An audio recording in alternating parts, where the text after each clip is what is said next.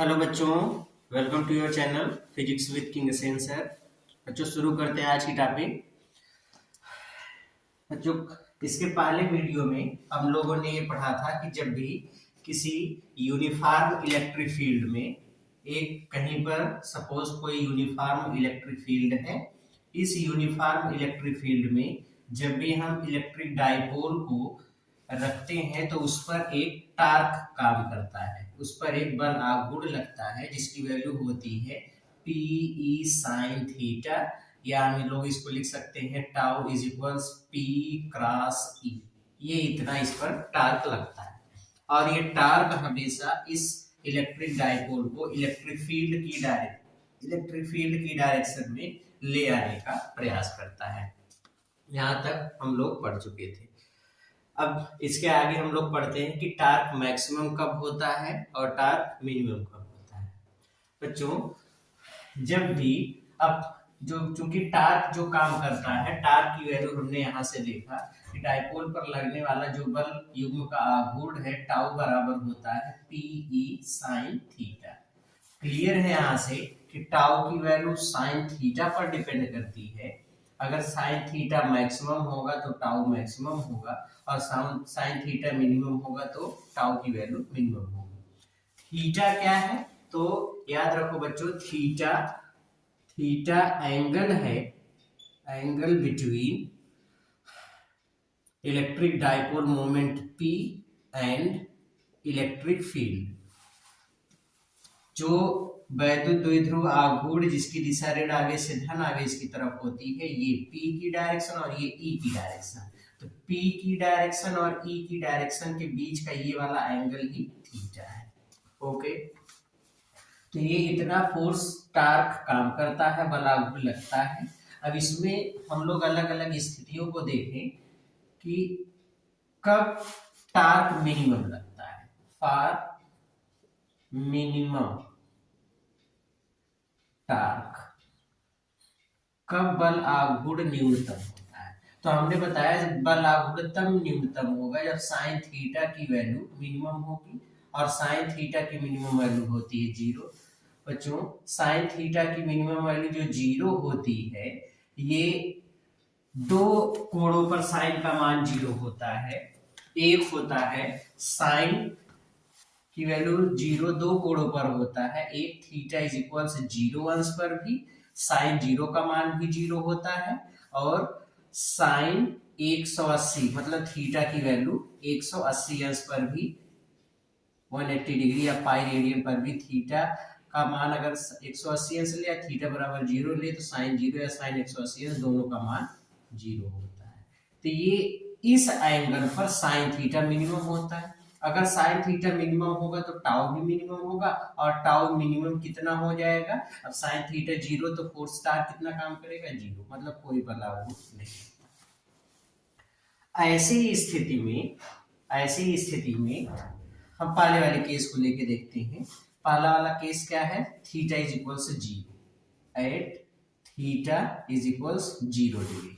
मान लो कि यहाँ पर एक इलेक्ट्रिक फील्ड बना हुआ है, ये एक यूनिफॉर्म इलेक्ट्रिक फील्ड है, ठीक है।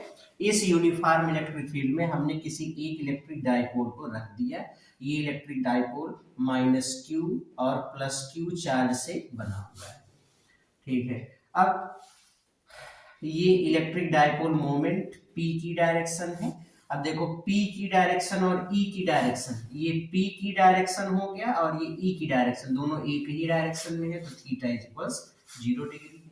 ओके, अब इस पर दोनों आवेशों पर लगने वाले जो बल होंगे, -q आवेश पर इलेक्ट्रिक फील्ड के अपोजिट डायरेक्शन में फोर्स लगता है तो इस पर इधर एक फोर्स लगेगा F बराबर q इंटू ई, इतना फोर्स। +q चार्ज पर इलेक्ट्रिक फील्ड की डायरेक्शन में फोर्स लगता है तो इधर एक फोर्स लगेगा F बराबर q इंटू ई। बच्चों यहाँ पर देखो दोनों फोर्स की जो F बराबर -q इंटू ई है, इस वाले फोर्स की और F बराबर q इंटू ई, दोनों फोर्स की लाइन ऑफ एक्शन एक ही है, दोनों बलों की क्रिया रेखाएं एक ही है। और हमने कल बताया था कि अगर बल की क्रिया रेखा अलग अलग ना हो तो बल का परिमाण समान होते हुए और दिशा विपरीत होते हुए भी वो बल युग्म का निर्माण नहीं कर पाएंगे, मतलब उस बल युग्म से टार्क का निर्माण नहीं होगा।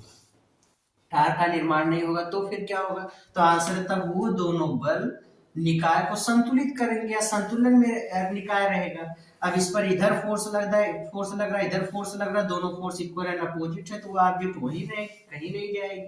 तो ये जो डाइपोल होता है इस पर लगने वाला नेट फोर्स जीरो होता है। इस कंडीशन में नेट फोर्स कितना है, जीरो।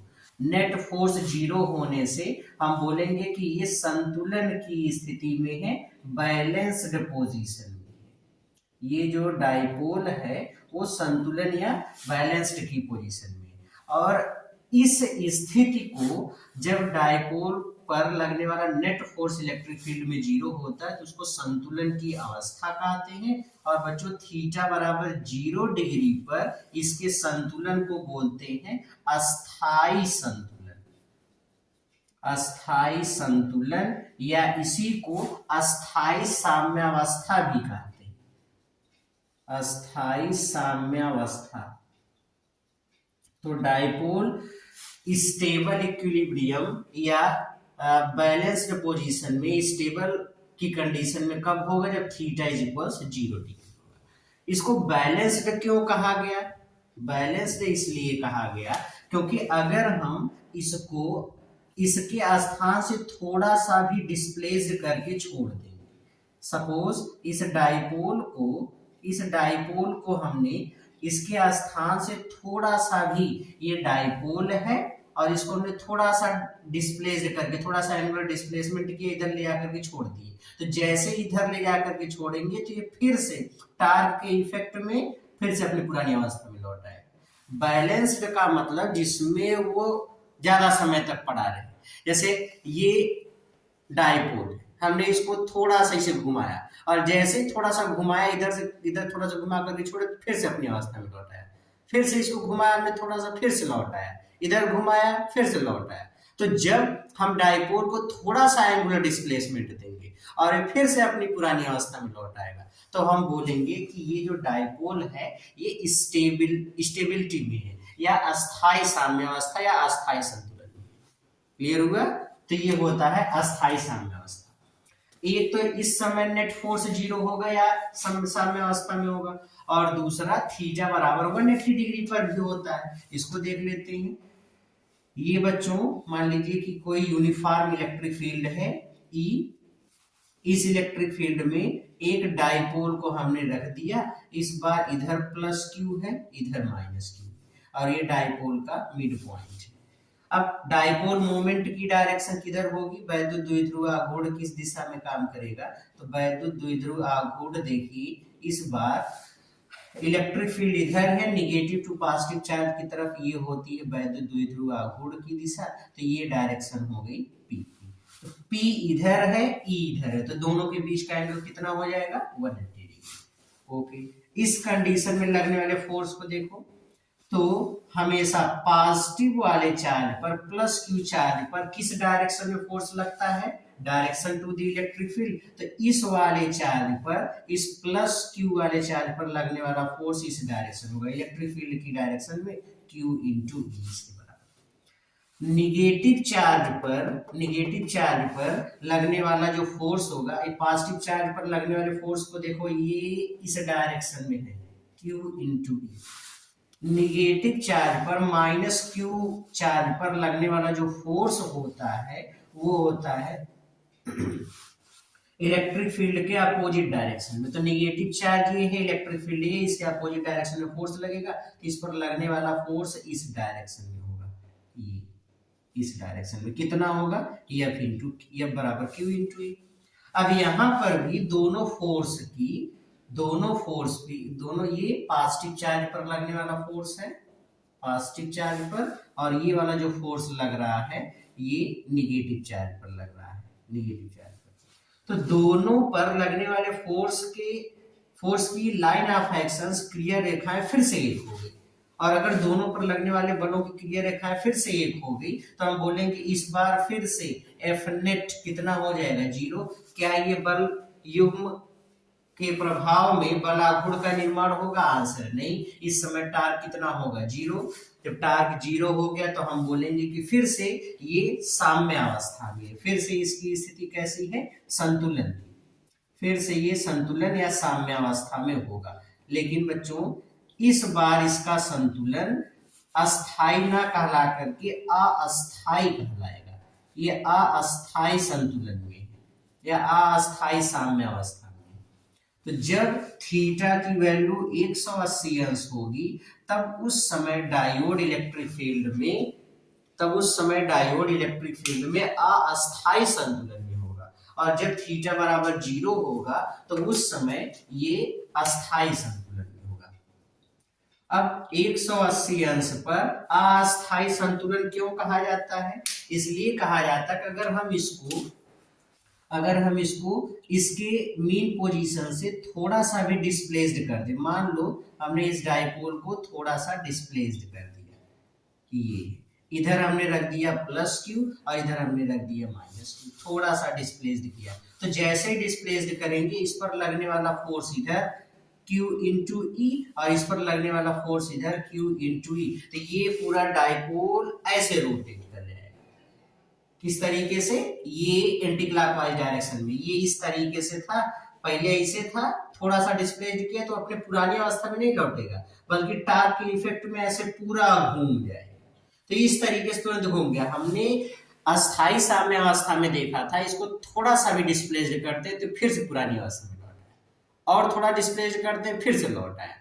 लेकिन अस्थाई साम्य अवस्था में अगर ऐसे है तो हम इसको थोड़ा सा डिस्प्लेस्ड करेंगे तो ये फिर से पुरानी अवस्था में नहीं लौटेगा, ये पूरा ऐसे घूम जाएगा। ये तो इसने अपनी स्थिति को बड़े आसानी से छोड़ दिया, तो इसका ये वाला संतुलन अस्थाई संतुलन होगा, जबकि ये वाला संतुलन इसका अस्थाई संतुलन होगा। तो वैद्युत क्षेत्र में वैद्युत द्विध्रुव की दो प्रकार की साम्य अवस्थाएं होती हैं, एक अस्थाई संतुलन, एक अस्थाई संतुलन।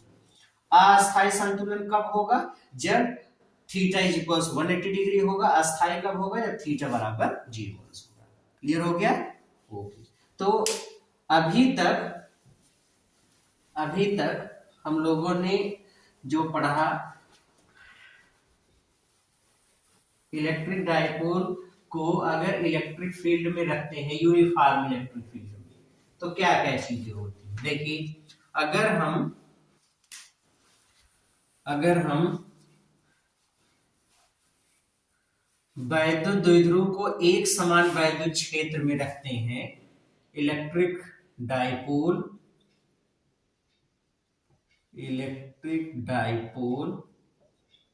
kept in uniform electric field, जब हम वैद्युत द्विध्रुव को एक समान वैद्युत क्षेत्र में रखते हैं, ये कंडीशन यूनिफॉर्म इलेक्ट्रिक फील्ड है। ओके, यहां पर हमने एक इलेक्ट्रिक डाइपोल को रख दिया, -q +q, ये डाइपोल मोमेंट है P और ये इनके बीच का एंगल E और P के बीच का एंगल थीटा। तो हमको पता है कि इस पर एक फोर्स लगेगा Q इंटू ई इधर, इस पर एक फोर्स लगेगा Q इंटू ई इधर, दोनों अपोजिट डायरेक्शन में होंगे। इस कंडीशन में इस पर डाइपोल पर लगने वाला नेट फोर्स कितना होता है? 0। नेट फोर्स कितना होता है? 0। लेकिन टार्क 0 नहीं होता, क्योंकि यहाँ पर इनकी लाइन ऑफ एक्शंस अलग अलग होती है, इसलिए यहाँ पर एक टार्क लगता है, और वो टार्क फोर्स टार्क या बल आघूर्ण कितना होता है? PE sin थीटा, इसके इक्वल लगता है। बच्चों, टाउ मिनिमम कितना होता है? 0। और टाउ मिनिमम जब होता है, या टाउ की वैल्यू जब 0 होती है, उस स्थिति को हम बोलते हैं द्विध्रुव की साम्यावस्था। इक्विलिब्रियम और साम्यावस्थाएं दो तरीके की होती हैं, एक होता है अस्थाई साम्यावस्था, एक को बोलते हैं अस्थाई साम्यावस्था, और अस्थाई साम्यावस्था थीटा इज इक्वल 0 डिग्री पर होता है। और फिर दूसरा होता है अस्थाई साम्यावस्था, अस्थाई साम्यावस्था, और अस्थाई साम्यावस्था किस एंगल पर होता है? थीटा बराबर 180 अंश पर। ये हम लोगों ने देखा। टार्क की वैल्यू इस कंडीशन में मैक्सिमम तब होती है जब थीटा की वैल्यू 90 डिग्री होता है। बच्चों साइन थीटा का मान मैक्सिमम 1 होता है, जो हम लोग अभी पढ़े थे केस फर्स्ट, उसमें अगला केस है केस सेकंड। जब साइन थीटा की वैल्यू 1 होती है तो उस समय साइन थीटा का मान मैक्सिमम होता है, और चूंकि टाउ बराबर पी साइन थीटा से क्लियर है कि साइन थीटा मैक्सिमम होगा तो टार्क भी मैक्सिमम होगा। तो टार्क मैक्सिमम के लिए साइन थीटा की वैल्यू 1 होनी चाहिए, मतलब थीटा बराबर 90 अंश होना चाहिए। ऐसी स्थिति में टार्क मैक्सिमम होगा, और मैक्सिमम टार्क होगा कितना? P इंटू ई के बराबर। इतना टार्क काम करता है, ये मैक्सिमम टार्क। तो ये यूनिफॉर्म इलेक्ट्रिक फील्ड में रखे जाने पर एक डाइपोल का बिहेवियर है, किस तरीके से उस पर टार्क लगता है, कब मैक्सिमम होगा कब मिनिमम होगा, ये सारी चीजें। अगर हम इसी को एक नॉन यूनिफॉर्म या एक ऐसे इलेक्ट्रिक फील्ड में रख दें जो variable electric dipole kept in variable electric field, variable electric field. मान लो बच्चों इस बार एक इलेक्ट्रिक फील्ड ऐसे बना है, यहां पर इलेक्ट्रिक फील्ड E1, यहां पर इलेक्ट्रिक फील्ड E2। हमको पता है जहां पर वेरिएबल रेखा पास पास होती है वहां का इलेक्ट्रिक फील्ड ज्यादा होता है, जहां दूर दूर होती है वहां कम होता है, तो इसका मतलब E1 is greater than E2।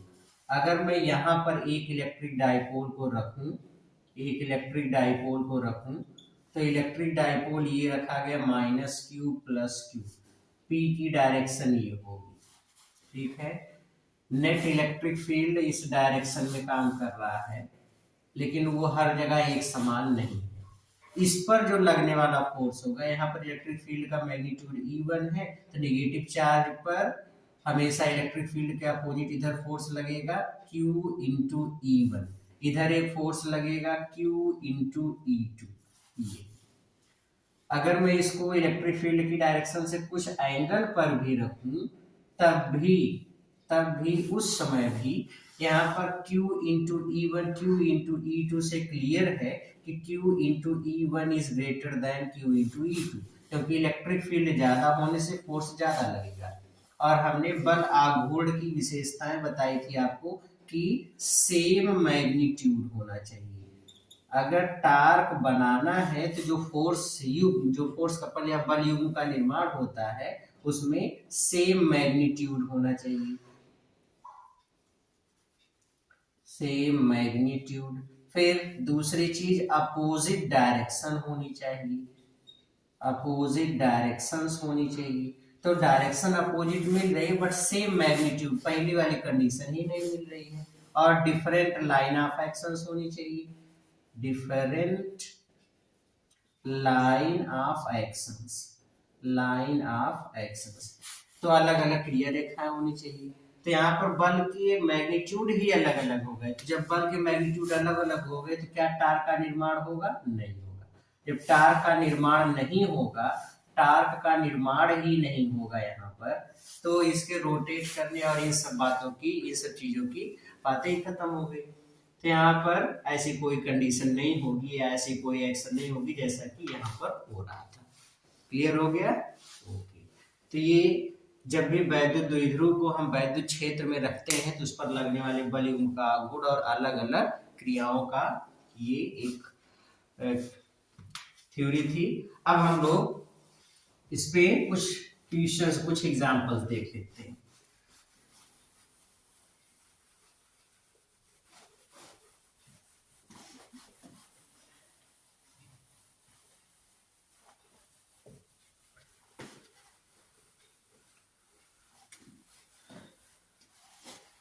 पहला एग्जांपल देखते हैं।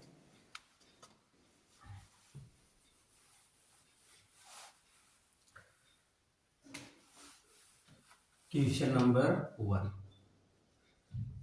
बच्चों इस एग्जांपल में देखिए कहा दिया गया है कि मान लो कोई एक इलेक्ट्रिक डाइपोल है जो कि आवेश -10 माइक्रोकूलाम और +10 माइक्रोकूलाम से बना हुआ है। दोनों आवेशों के बीच की दूरी है 20 एंगस्ट्रॉम। ये और ये वैद्युत द्विध्रुव आघूर्ण या वैद्युत द्विध्रुव वैद्युत क्षेत्र की दिशा से ये इलेक्ट्रिक फील्ड है। इलेक्ट्रिक फील्ड इस डायरेक्शन में है, वैद्युत क्षेत्र की दिशा से 30 अंश के कोण पर रखा गया है। एक समान वैद्युत क्षेत्र में वैद्युत क्षेत्र से 30 अंश के कोण पर रखा गया है और हमसे पूछ लिया गया बताइए फोर्स टार्क कितना है। द्विध्रुव पर लगने वाले बल युग्म के आघूर्ण की गणना कीजिए। टार्क हमको फाइंड करना है। एक बार क्वेश्चन को फिर से समझिए। एक कोई वैद्युत द्विध्रुव -10 + 10 माइक्रोकूलाम आवेश से मिलकर बना है।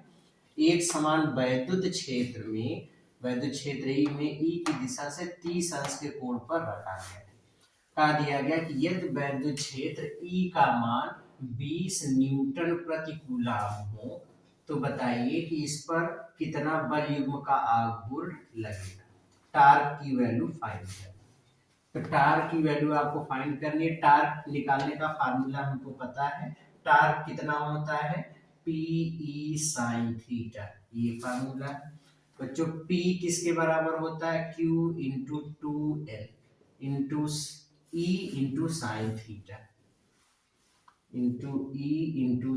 Theta tau is equals Q किसके बराबर है, दोनों में से किसी एक आवेश का परिमाण 10 माइक्रोकूलम तो 10 × 10⁻6 कूलम। 2L दोनों आवेशों के बीच की दूरी को दिखाते हैं 2L और 2L कितना 20 एंगस्ट्रॉम तो 1 एंगस्ट्रॉम में 10⁻10 मीटर गुणे इलेक्ट्रिक फील्ड कितना है 20 न्यूटन प्रति कूलम। साइन थीटा कितना है 30 साइन 30 का मान 1/2 ये इसे कट गया 10। अब देखो 10 की घात 2 हो गए, ये इसे कटेगा 10 की घात ऋण 4 तो ये हो जाएगा टाउ बराबर कितना 20 × 10 की घात। अब कितना होगा ये ऋण 4 और ऋण 10 कितना हो गया ऋण 14 तो ये हो जाएगा 2 × 10 की घात ऋण 13 इतनी न्यूटन मीटर। टार्क की यूनिट क्या होती है न्यूटन मीटर। यहाँ हम यूनिट इसकी फाइंड कर सकते हैं यूनिट ऑफ टार्क। टार्क की यूनिट निकालेंगे बच्चों। टार्क का फार्मूला P × E ये टार्क का फार्मूला है ये, और यहाँ से इसकी यूनिट निकालेंगे तो यूनिट हो जाएगी P। डाइपोल मोमेंट की यूनिट होती है कूलाम मीटर फिर गुणे इलेक्ट्रिक फील्ड की न्यूटन पर कूलाम तो कूलाम से कूलाम मर गया ये मिल जाएगा न्यूटन मीटर। तो टार्क की यूनिट क्या होती है बच्चा न्यूटन मीटर। तो इतना न्यूटन मीटर का इस पर फोर्स टार्क काम करेगा। ठीक है तो इतना टार्क लग गया। आ गया समझ में। ओके अगला क्वेश्चन लेते हैं।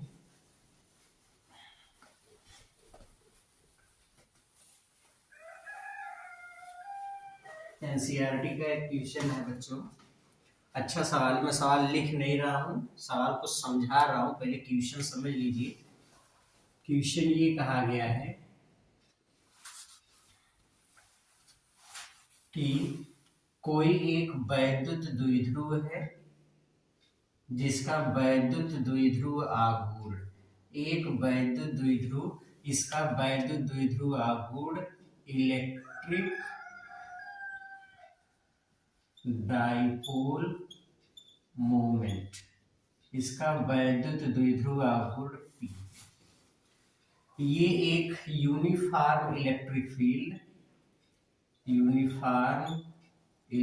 फील्ड जिसकी वैल्यू है E के बराबर इसमें रखा जाता है।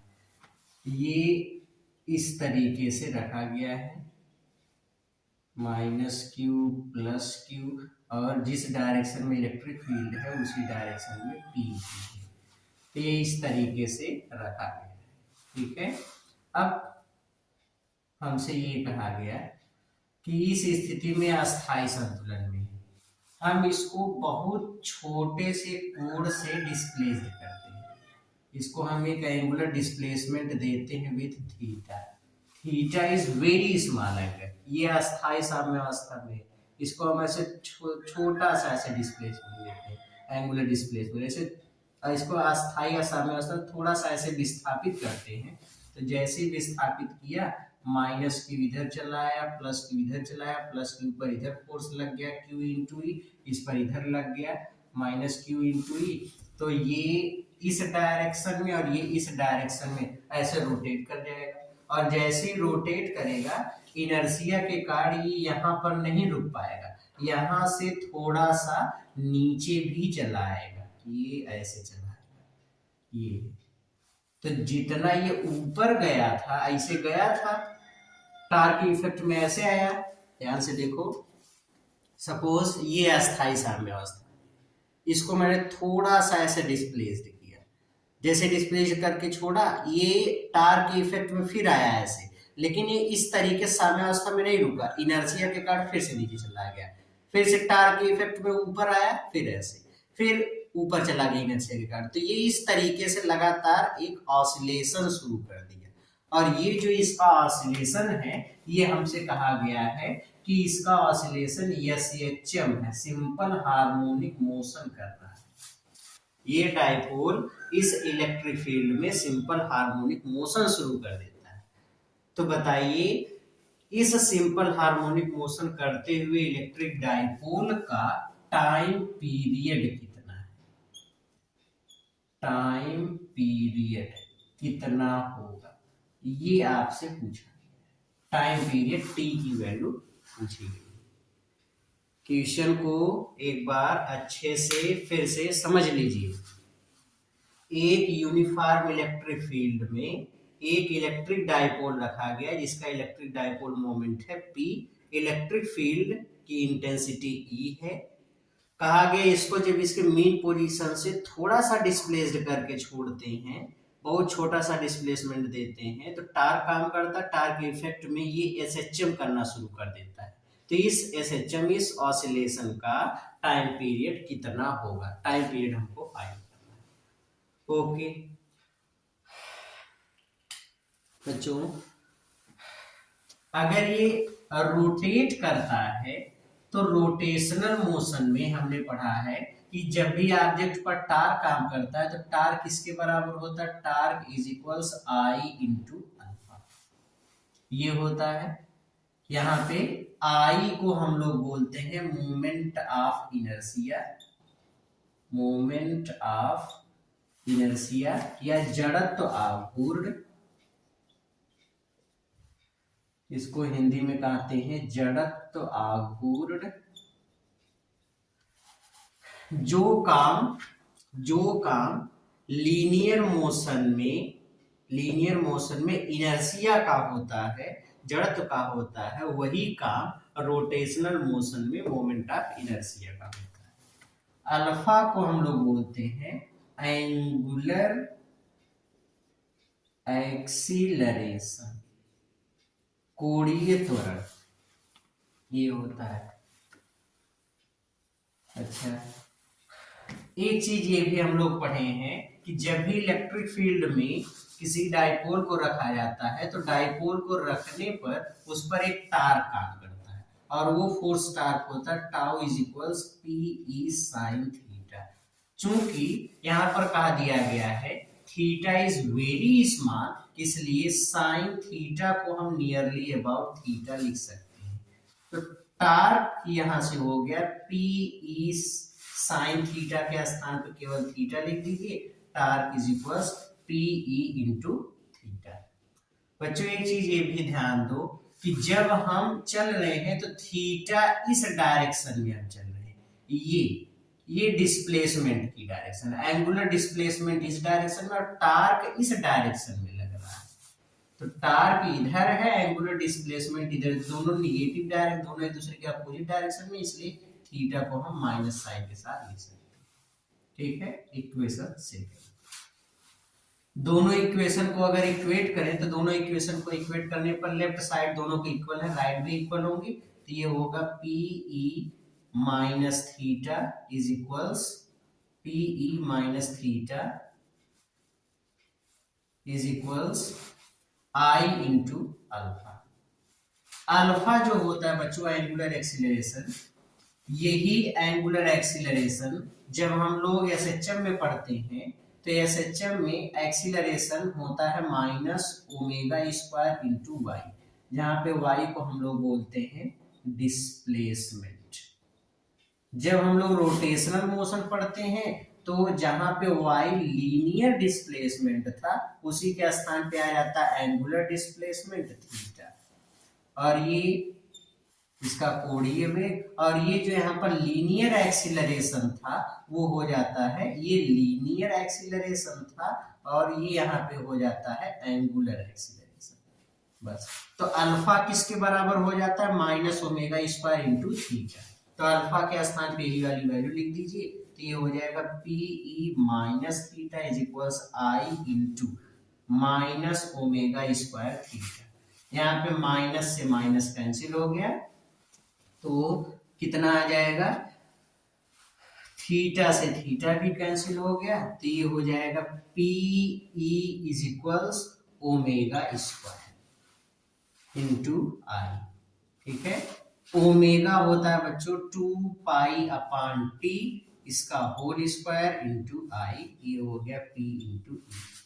तो टी स्क्वायर को इधर कर दीजिए तो टी स्क्वायर इधर आ जाएगा, या आई को इधर कर दीजिए, P E upon I is equals 2 pi upon T का होल स्क्वायर। तो 2 pi upon T is equals, square इधर आ जाएगा तो अंडर रूट पी ई अपान आई। तो टी इज इक्वल्स कितना हो जाएगा, इसको इधर ले जाओ, तो T upon 2 pi, T upon 2 pi is equals under root I by P into E. तो यहां से बच्चा हम लोग इसको क्या लिख सकते हैं, t is equals 2 pi under root I by P into E, इतना इसका टाइम पीरियड होगा। क्लियर हुआ? तो इस तरीके से इसका टाइम पीरियड निकालेंगे। बहुत अच्छा सवाल है, कंपटीशन के लायक भी है, एनसीईआरटी का एक क्वेश्चन है, तो इस तरीके से इस क्वेश्चन को सॉल्व करेंगे। क्लियर हो गया? ओके, मिटा दें इसको।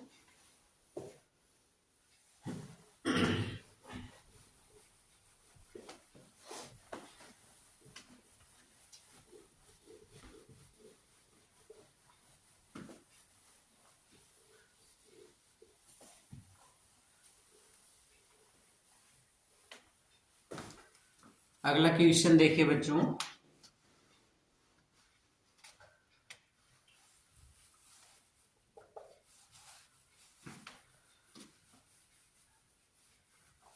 क्वेश्चन ध्यान से देखिए। हमसे कहा गया कि मान लीजिए एक यूनिफॉर्म इलेक्ट्रिक फील्ड है, फिगर ध्यान से देखो, ये question number 3, uniform electric field E और इसकी वैल्यू है, E की वैल्यू 1000 न्यूटन प्रति कूलम।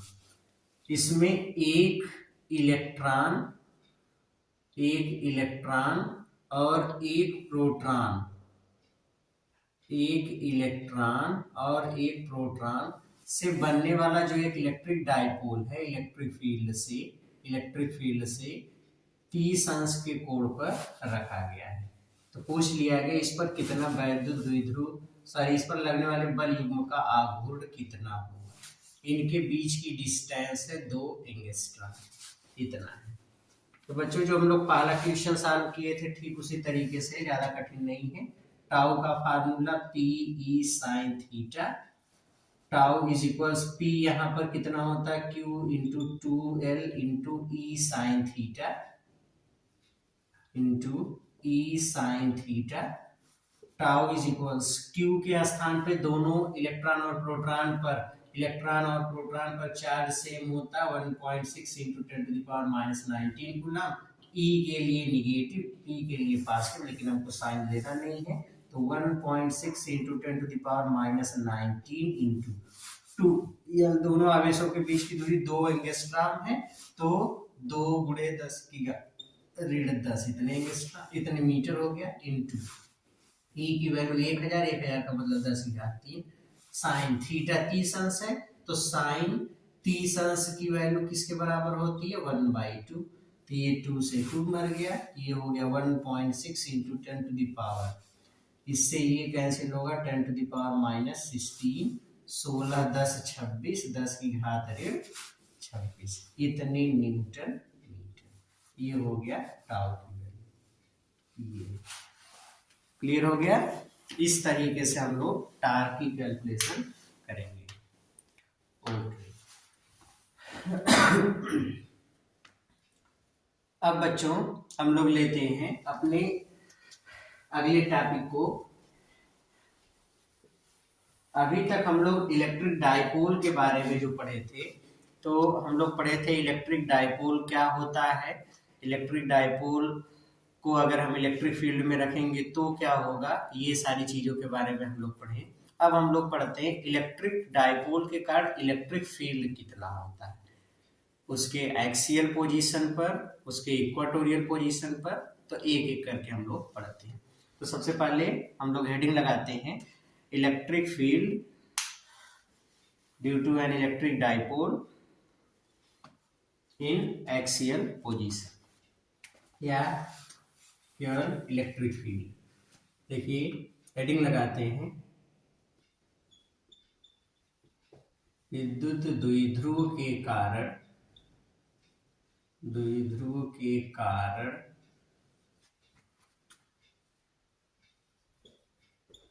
वैद्युत क्षेत्र की तीव्रता,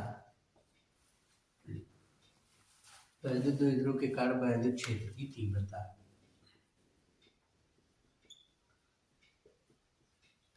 intensity of electric field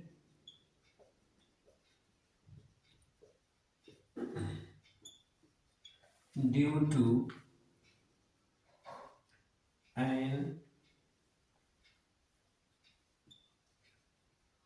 electric dipole. बच्चों जो बच्चे डाइपोल के बारे में नहीं जानते, इस वीडियो को पहली बार देख रहे हैं, वो लोग या तो इसका डाइपोल वाला पोर्शन थंबनेल से जाकर के पता करके कि किस पार्ट में है, उसके आप वहां से समझ सकते हो, या इसका छोटा सा इंट्रो में दे रहा हूँ, इसको आप लोग यहाँ से समझ सकते हैं। ये एक इलेक्ट्रिक डाइपोल है, निगेटिव चार्ज पॉजिटिव चार्ज से मिलकर बना हुआ है, इसका मध्य बिंदु है O, दोनों आवेशों के बीच की डिस्टेंस है 2l। ये डाइपोल में आवेशों को मिलाने वाली जो रेखा है, जो कि इसके मध्य बिंदु से होकर के जाती है, इस लाइन को हम लोग बोलते हैं एक्सिस ऑफ डाइपोल। ये एक्सिस ऑफ डाइपोल होता है। अच्छा, ये जो इसके एक्सिस के परपेंडिकुलर इसके मध्य बिंदु से होकर के लाइन गुजरती है, एक्सिस के परपेंडिकुलर इसके मध्य बिंदु से होकर के जो लाइन गुजरती है, उसको हम लोग बोलते हैं इक्वेटर। क्या बोलते हैं इसको? इक्वेटर। इक्वेटर या निरक्ष, इक्वेटर ऑफ डाइपोल, ये निरक्ष है।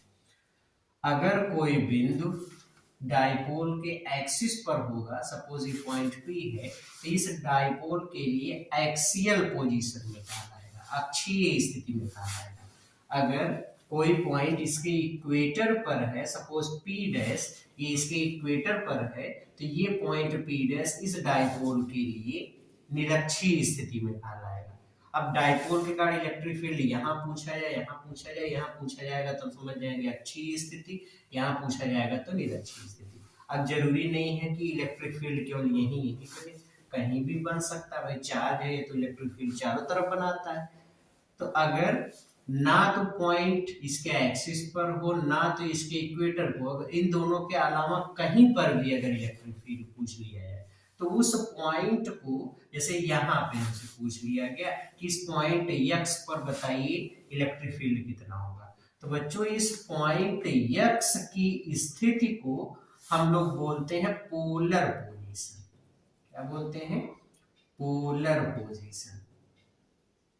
ये इसके लिए ध्रुवीय स्थिति होती है, इसको हम लोग r थीटा की पोजीशन बोलते हैं। ये वाला पॉइंट डाइपोल के सेंटर से, डाइपोल के मध्य बिंदु से सपोज स्मॉल r डिस्टेंस पर है और डाइपोल के एक्सिस के साथ जो एंगल बना रहा है सपोज वो एंगल है थीटा। तो इस पोजीशन को हम लोग बोलेंगे r थीटा की पोजीशन या इसी को पोलर पोजीशन। क्लियर हो रहा है? तो इसको हम लोग r थीटा की पोजीशन, मतलब अगर ये कहीं पर भी हुआ, अगर ये वाला पॉइंट यहाँ पर चला आया तो ये वाला पॉइंट यहाँ पर चले आने से थीटा की वैल्यू 0 हो जाएगी, ये वाला पॉइंट यहाँ चला गया थीटा की वैल्यू 90 डिग्री हो जाएगी। तो थीटा की वैल्यू इस तरीके से वेरी करेगी। तो यहाँ पर इस x वाली पोजीशन को हम बोलेंगे द्विध्रुव के लिए किसी भी स्थिति में वैद्युत क्षेत्र की तीव्रता इस पॉइंट पर ये कहलाएगी। यहाँ पर अगर इलेक्ट्रिक फील्ड निकालेंगे तो एक्सियल पोजीशन में इलेक्ट्रिक फील्ड, यहाँ निकालेंगे तो इक्वाटोरियल पोजीशन, अक्षीय स्थिति, निरक्षीय स्थिति और किसी भी बिंदु को, इसको इस वाले पॉइंट को बोलते हैं किसी भी बिंदु पर, ये पॉइंट यहाँ यहाँ यहाँ यहाँ यहाँ कहीं भी हो सकता है। क्लियर हो गया? तो ये होता है इलेक्ट्रिक डाइपोल। अब इलेक्ट्रिक डाइपोल मोमेंट को P से दिखाते हैं, इसका फार्मूला हम लोग पढ़े हैं 2ql या q × 2l। ये एक सदिश राशि है, इसकी डायरेक्शन हमेशा निगेटिव चार्ज से पॉजिटिव चार्ज की तरफ होती है। ओके, यहाँ तक हम लोग पढ़ चुके हैं। तो अब इलेक्ट्रिक फील्ड कैलकुलेट करते हैं, डाइपोल के कारण इलेक्ट्रिक फील्ड कैलकुलेट करते हैं बच्चों। सबसे पहले हम लोग लेते हैं एक्सियल पोजीशन पर कितना इलेक्ट्रिक फील्ड होगा, तो अक्षीय स्थिति में वैद्युत क्षेत्र की तीव्रता कितनी होगी इसको हम लोग देखते हैं। मिटा दे इसको।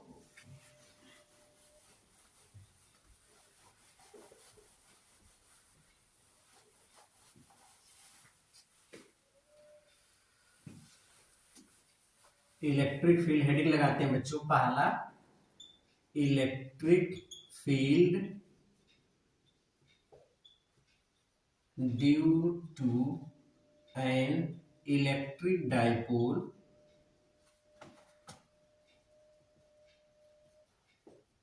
in axial position।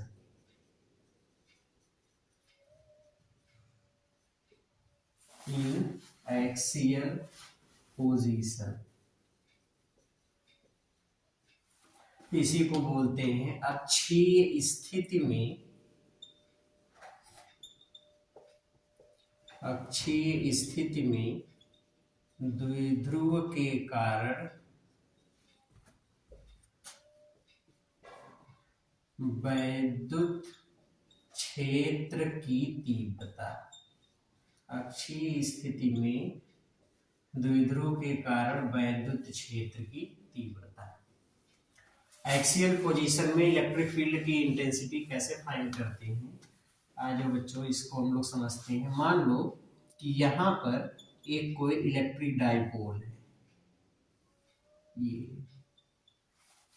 ये पॉइंट ए, ये वाला पॉइंट बी है, और यहाँ पर जो चार्ज है ये है -q और यहाँ पर जो चार्ज है ये है +q। ये डाइपोल का मध्य बिंदु है O। डाइपोल में आवेशों के बीच की डिस्टेंस 2l होती है, तो ये आधी दूरी l और ये वाली डिस्टेंस भी l हो गई। ये डाइपोल की एक्सिस होगी, ये कोई पॉइंट इसके एक्सिस पर है, इसके एक्सिस वाली लाइन पर है, यहाँ पर एक पॉइंट P है जहां पर हमको इस डाइपोल के कारण कितना इलेक्ट्रिक फील्ड होगा ये फाइंड करना है। तो यहाँ पर इलेक्ट्रिक फील्ड निकालने के लिए बच्चों ये भी एक पॉइंट चार्ज है, ये भी एक पॉइंट चार्ज है। हमारे पास तरीका क्या है, एक पॉइंट चार्ज के कारण इलेक्ट्रिक फील्ड कितना होता है, तो 1/4πε0 इंटू Q/r² इतना होता है। तो हम क्या करें, पहले -q आवेश के कारण यहाँ पर इलेक्ट्रिक फील्ड निकाल लें, +q आवेश के कारण यहाँ पर इलेक्ट्रिक फील्ड निकाल लें। जब दोनों का इलेक्ट्रिक फील्ड मिल जाए तो फिर नेट इलेक्ट्रिक फील्ड निकाल लें। अब भाई ये जो डाइपोल है इन्हीं दोनों आवेशों से ही तो मिलकर बना हुआ है, तो इसके कारण और इसके कारण जो इलेक्ट्रिक फील्ड होगा उसी का जो नेट इफेक्ट होगा ये पूरे डाइपोल के कारण इलेक्ट्रिक फील्ड हो जाएगा। तो यही हम लोग तरीका लगाते हैं। तो अब अगर यानी इसमें 2 पॉइंट चार्ज है तो पॉइंट चार्ज के कारण इलेक्ट्रिक फील्ड निकालने के लिए हमको डिस्टेंस पता होनी चाहिए। तो डिस्टेंस निकाल लेते हैं। मान लीजिए कि इस वाले पॉइंट से +q चार्ज से इस पॉइंट P के बीच की डिस्टेंस, +q चार्ज से इस पॉइंट P के बीच की डिस्टेंस, पहले तो इस सेंटर से, सॉरी यहां से मानते, सेंटर से इस पॉइंट O से डाइपोल के सेंटर से पॉइंट P की डिस्टेंस ये स्मॉल r, ठीक है।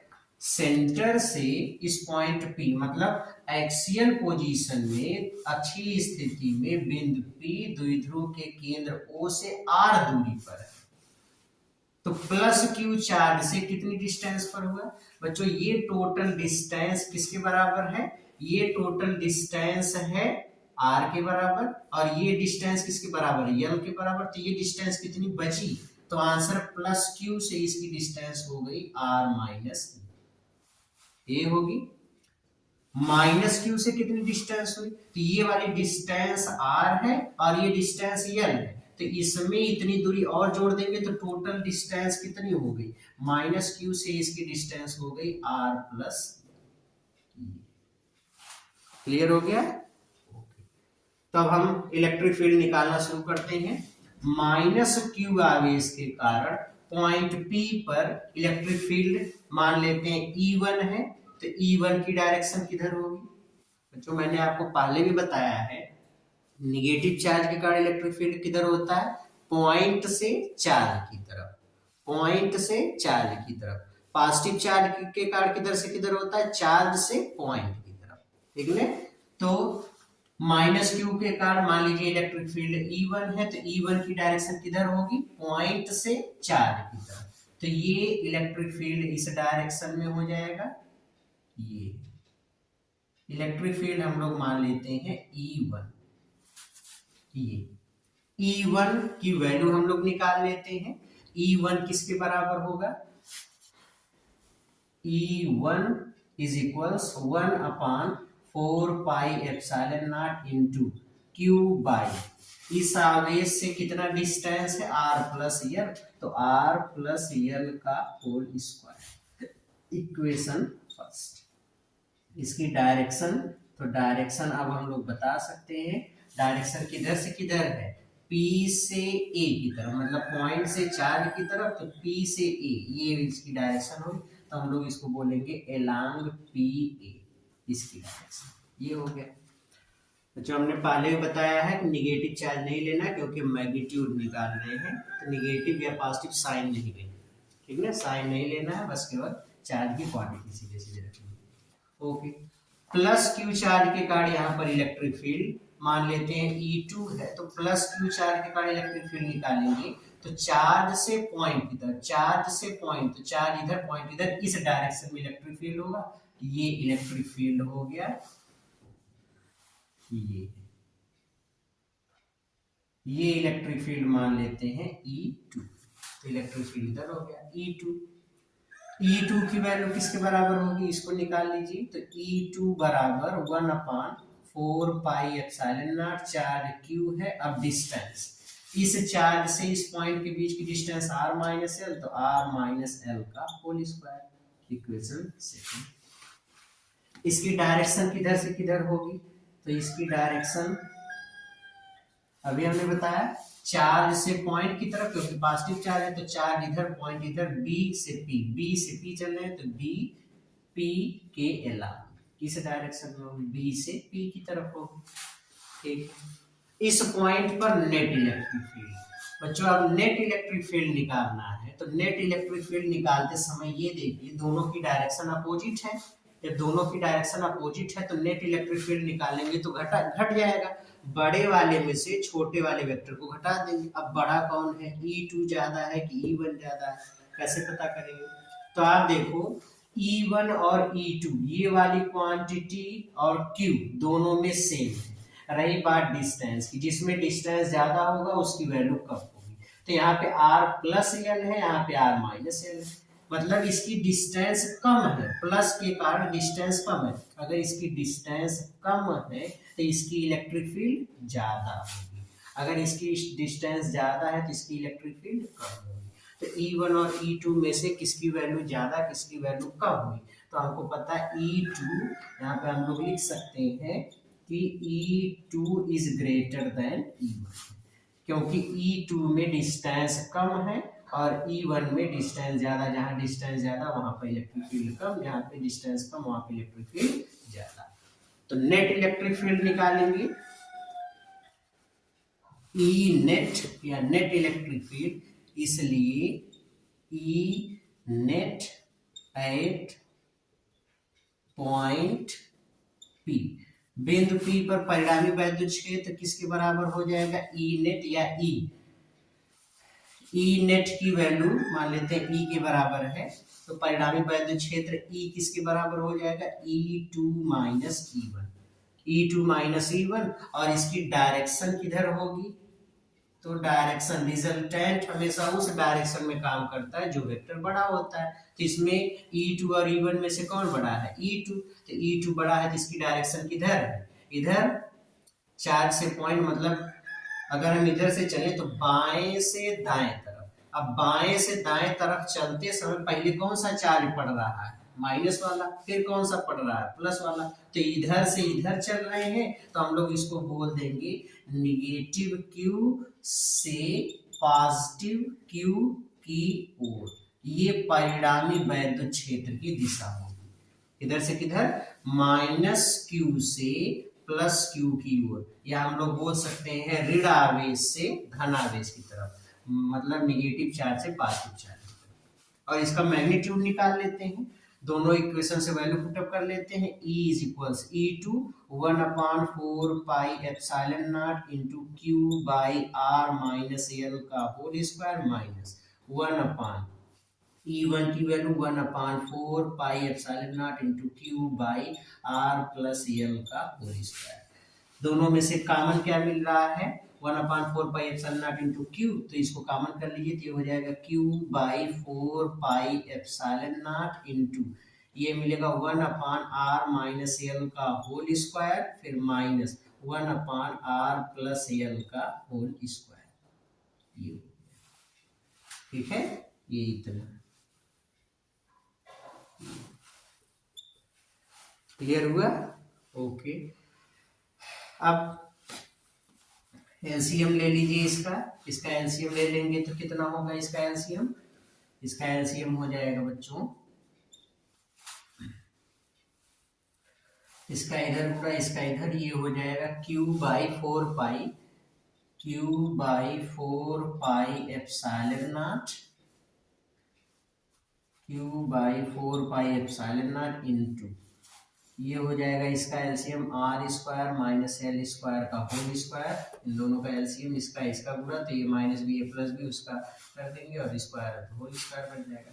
इसका a minus B into A plus B square minus B square वाला फार्मूला, तो एलसीएम इतना हो गया। इसका इधर गुणा कर दिए, इसका इधर, इसका एक में गुणा करोगे तो R प्लस L का होल स्क्वायर, उसका विस्तार कर दो, R square plus L square plus 2RL, फिर इसका इधर गुणा करेंगे, आगे माइनस चिन्ह है तो माइनस R माइनस L का होल स्क्वायर, तो R माइनस L का होल स्क्वायर, R स्क्वायर बच्चों माइनस का गुणा करके लिखना है तो R square minus L square plus 2RL। देखो इसका यहाँ गुणा करेंगे तो ये होगा R square plus L square minus 2RL। अब आगे माइनस है तो माइनस का गुणा करने के बाद लिखेंगे, तो सरल करने के बाद इतना, यहाँ R स्क्वायर से R स्क्वायर कट गया, L स्क्वायर से L स्क्वायर, 2RL कितना हो गया 4RL। इस चीज को मैं यहाँ लिखता हूँ,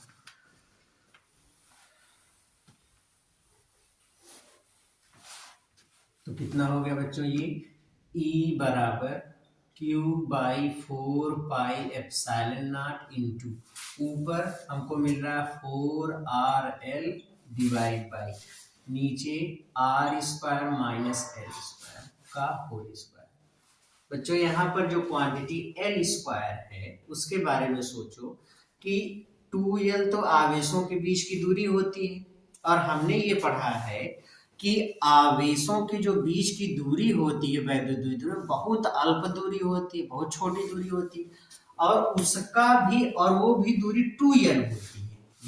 L आवेशों के बीच की दूरी 2L होती है, उसकी भी आधी L मतलब और छोटा। छोटी संख्याओं का वर्ग और छोटा होता है, इसे 10 टू द पावर -3 इसका वर्ग कर दोगे तो 10 टू द पावर -6 हो जाएगा, बहुत छोटा हो जाएगा। तो छोटी संख्याओं का वर्ग बहुत छोटा होता है। यहाँ पर L वैसे भी छोटी संख्या है, इसका वर्ग कर देंगे और भी छोटा हो जाएगा। तो इसका वर्ग मतलब L स्क्वायर हमारे कैलकुलेशन पर कोई इफेक्ट नहीं डालेगा, इसलिए हम L स्क्वायर को निगलेक्ट मान लेते हैं। तो यहाँ पर लिख देंगे कि L बहुत छोटी संख्या है, इसका वर्ग बहुत छोटा होगा, इसलिए L स्क्वायर को छोड़ने पर L स्क्वायर को निगलेक्ट कर देने पर अगर L स्क्वायर को छोड़ देंगे तो ये हमको मिलेगा E बराबर इस जो यहाँ पर Q इंटू 4RL लिखा गया, इसको देखो बच्चों मैं इस तरीके से लिख रहा हूं। यहाँ पर आप लिखो Q इंटू 4RL को लिखिए 2L इंटू 2R। यहाँ से देखो 4L को 4RL को मैंने लिखा 2L इंटू 2R, तो 2 दूनी 4 फिर RL, ये हो गया। आगे Q था, Q भी है। नीचे 4πε0 इंटू L स्क्वायर को निगलेक्ट कर देंगे तो R स्क्वायर का होल स्क्वायर मतलब R की पावर 4। यहाँ R से ये कैंसिल होगा तो R की पावर 3 हो जाएगा। और Q इंटू 2L हम लोग पढ़ चुके हैं, किसका बराबर किसका फार्मूला है P का, तो ये हो जाएगा E बराबर इसके स्थान पे लिखो P, आगे 2 है तो ये मिलेगा 2P अपान 4πε0 इंटू R3। या आप इसको ऐसे भी लिख सकते हैं E बराबर 1 अपान 4πε0 इंटू 2P अपान R3। ये नेट इलेक्ट्रिक फील्ड का फार्मूला है। तो बच्चों किसी इलेक्ट्रिक डायपोल के कारण उसके अक्षीय स्थिति में वैद्युत क्षेत्र की तीव्रता होती है E बराबर 1 अपान 4πε0 इंटू 2P अपान R3। ये इलेक्ट्रिक फील्ड होता है और याद रखो इस इलेक्ट्रिक फील्ड की डायरेक्शन या अक्षीय स्थिति में परिणामी वैद्युत क्षेत्र की दिशा किधर से किधर होती है, नेगेटिव से पॉजिटिव चार्ज की ओर, नेगेटिव से पॉजिटिव चार्ज की ओर, along the axis। आप ऐसे बता सकते हैं along the axis, axis negative charge से पॉजिटिव चार्ज की तरफ, ये इसकी डायरेक्शन होती है। क्लियर हो गया, कोई डाउट है? ओके। तो बच्चों आज के इस लेक्चर को यहीं पे खत्म करते हैं। इस पर सवाल और दूसरे चीज या दूसरे अभी इलेक्ट्रिक फील्ड हम लोगों को इक्वेटोरियल और किसी भी पोजीशन पे फाइंड करना है, तो ये सारी चीजें हम लोग अगले वीडियो में कर लेंगे। तब तक के लिए पढ़ते रहिए, मेहनत करते रहिए। All the very best।